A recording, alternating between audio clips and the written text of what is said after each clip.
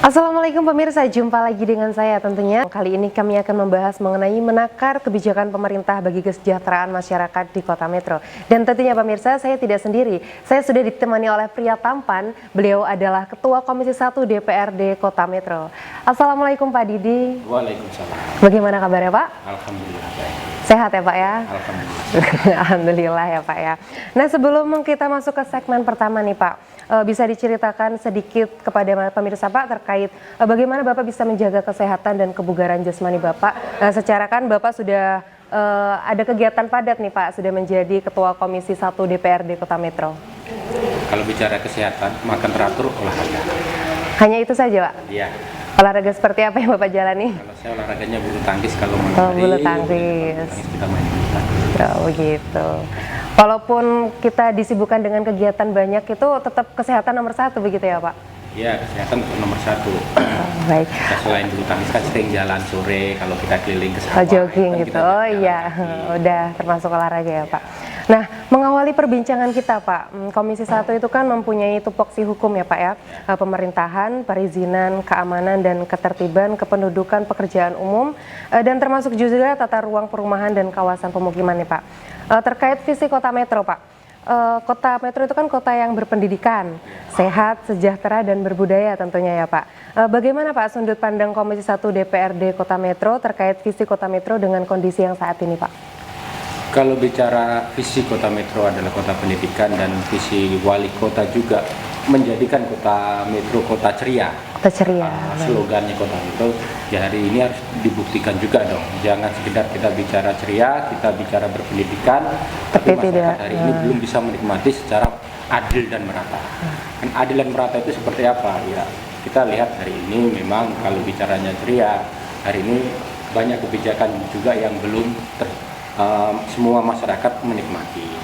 Kebijakan-kebijakan itu seperti ya ada program prioritas, program-program unggulan wali kota yang belum terpenuhi. Jalan infrastruktur yang bagus, kelurahan digitalisasi, terang benderang ternyata juga belum dilaksanakan. Itu PR kita dan PR wali kota khususnya. Menurut Bapak memangnya seperti apa masyarakat itu harus bisa menikmati visi yang dimaksud Bapak tadi? Ya, kembali lagi, itu kan karena program prioritas dan janji politik.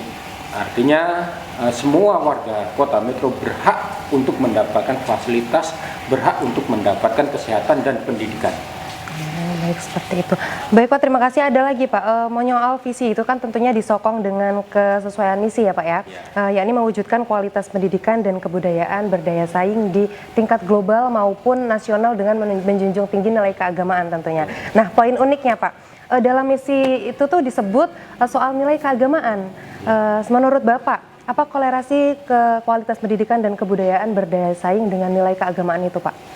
Ya, kalau bicara memang keagamaan, memang di Kota Metro ini multi ya, artinya berbagai agama ada di Kota Metro memang. Dan kami juga sebagai warga Kota Metro juga sangat menjunjung tinggi perbedaan agama. Iya, benar sekali. Artinya kami juga mendorong Kota Metro tidak hanya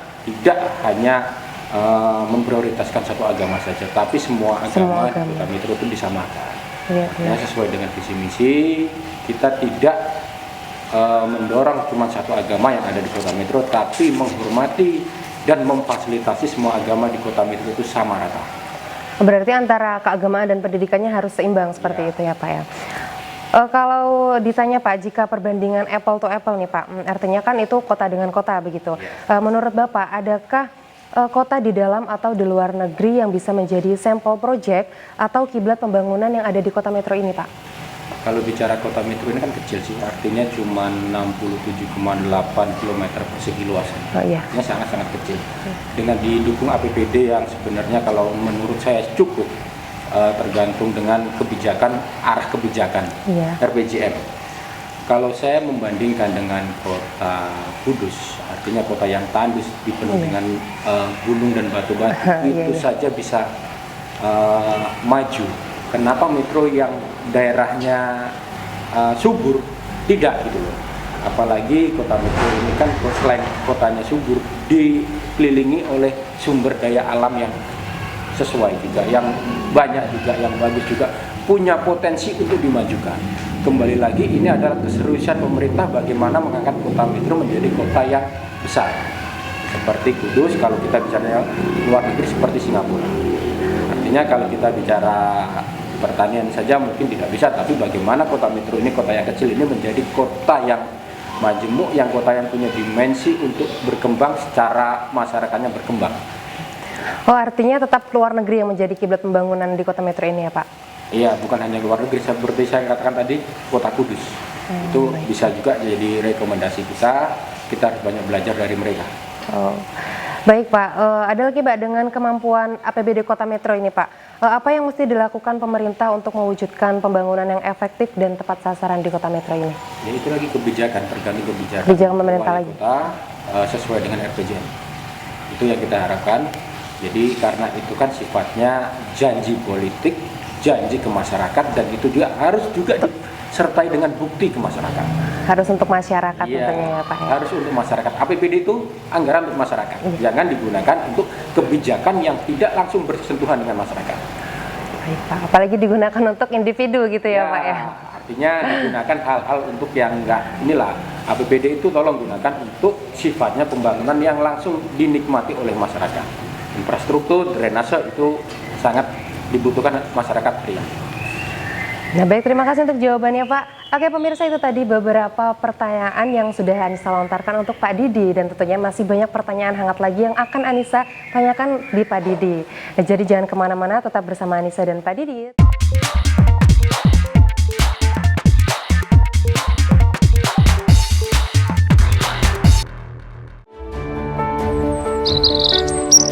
Pak, jaga berangkat sekolah Pak yuk. Yuk, nanti ya.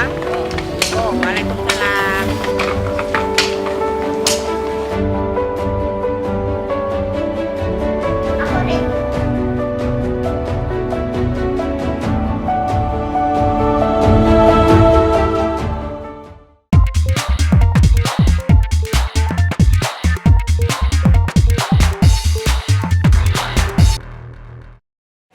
Halo pemirsa, jumpa lagi dengan Anissa dan Pak Didi. Oke Pak Didi, tetap semangat berbincang dengan saya. Siap, tetap semangat. Alhamdulillah, jangan bosan ya Pak ya.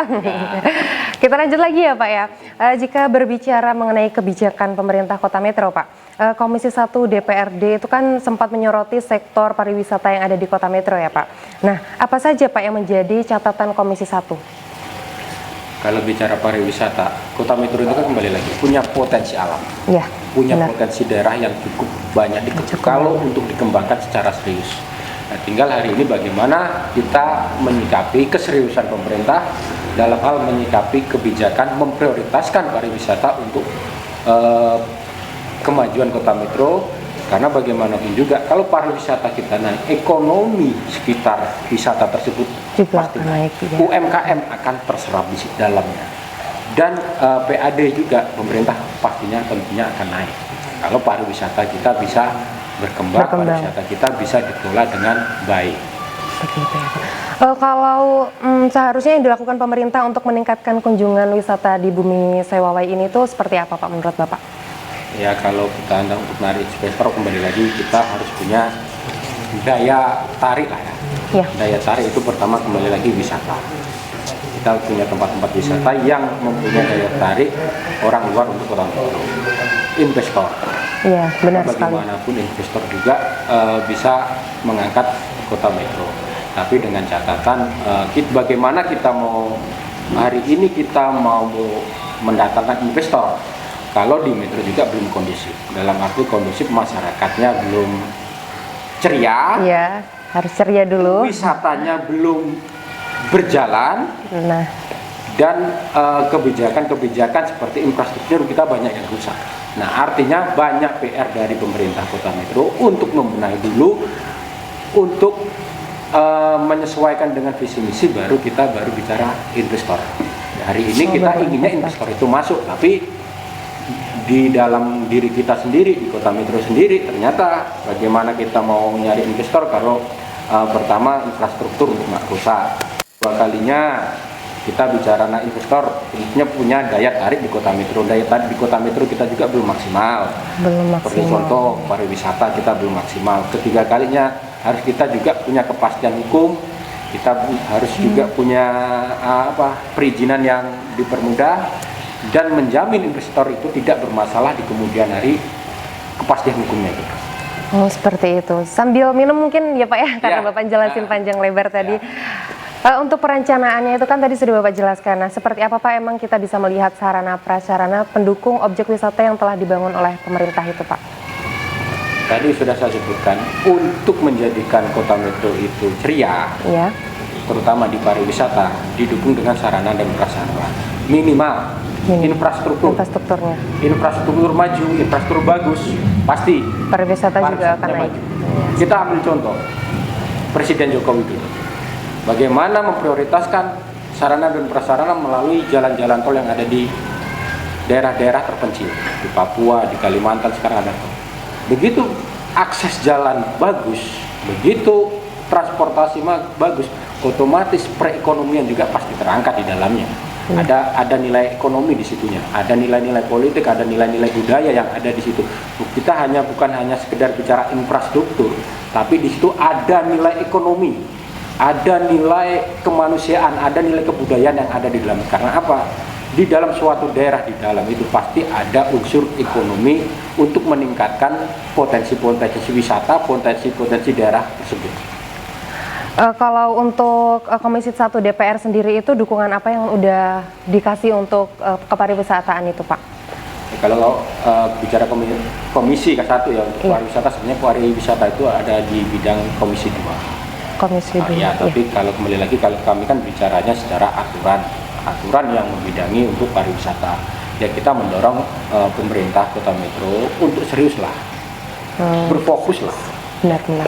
serius berfokus dan diberikan anggaran, diberikan kebijakan untuk dilaksanakan program tersebut. Itu termasuk dukungannya ya Pak Iya, ya? kita mendorong untuk situ. Terima kasih untuk jawabannya ya Pak ya. Oke pemirsa, obrolan saya dengan Pak Didi sudah semakin hangat, jadi bakalan lebih hangat lagi di segmen yang selanjutnya. Jadi jangan kemana-mana, tetap bersama Anissa dan Pak Didi tentunya.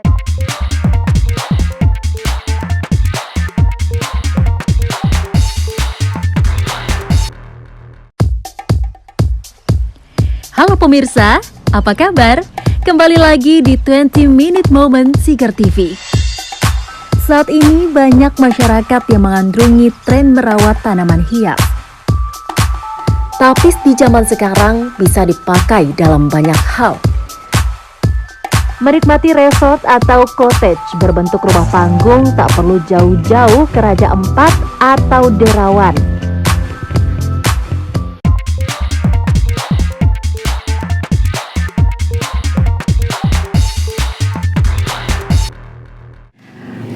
Halo Pak Didi, masih semangat juga ya Pak Didi ya. Bisa kita lanjutkan Bapak? Untuk sektor pariwisata yang berkaitan erat dengan perizinan nih Pak, mengenai perizinan Pak, bagaimana sejauh ini kita bisa melihat proses mengurus perizinan di Kota Metro Pak? Cukup baik atau ada masukan dari dinas terkait penyederhanaan dalam mengurus izin Pak? Kalau bicara baik bagusnya saya nggak inilah, cuman kalau bicara masukan pasti tugas kami hanya memberi masukan. Dan memberi saran dan penyempurnaan. Bila mana sudah baik kita minta lebih baik lagi. Kalau belum baik harus diperbaiki. Itu yang pertama. Kedua kalinya masalah yang sudah ada untuk perizinan wisata. Ya kembali lagi, investor itu butuh kepastian hukum. Investor itu butuh namanya selain kepastian hukum, potensi yang ada. Apa yang digali dari Kota Metro? Apa yang menarik dari Kota Metro?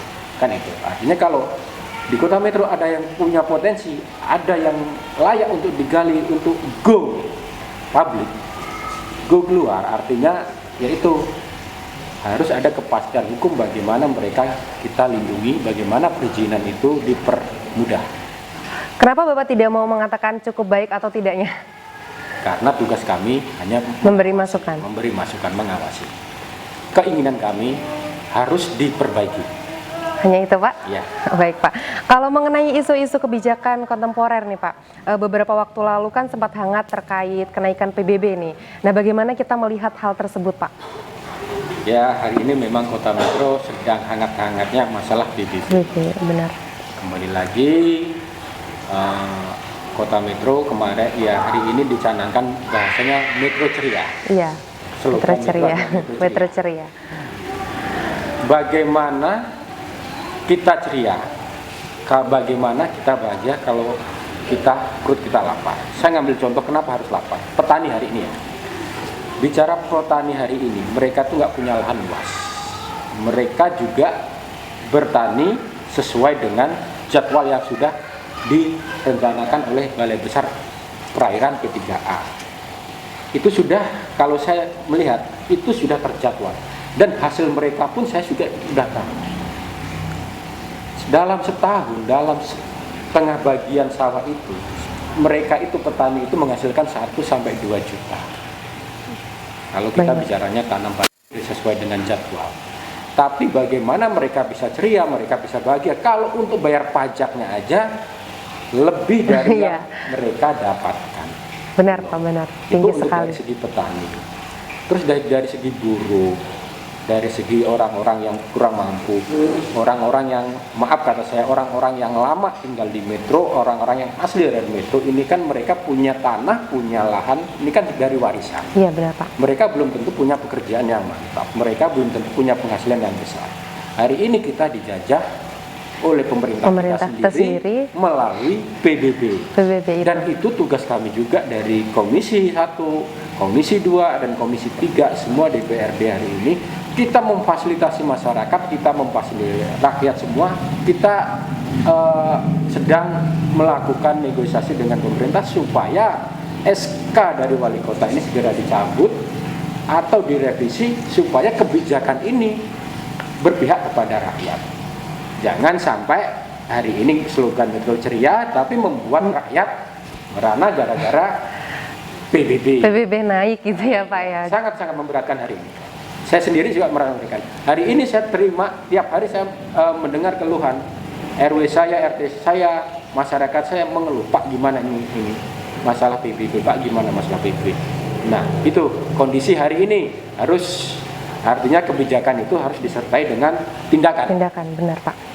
Masih menyoal soal kenaikan PBB Pak, menurut Bapak ada opsi lain yang bisa diambil pemerintah agar tidak memberatkan masyarakat atau bagaimana Pak? Ya pastinya, kemarin kan kawan-kawan dari DPR juga sudah melakukan mediasi, melakukan hearing dengan BPPRD, dengan Sekda, artinya kita minta dievaluasi. Minta dievaluasi. Nah, untuk selain itu Pak? PBB. Untuk kita juga kalau bisa memang SK dicabut, kita evaluasi kembali lah.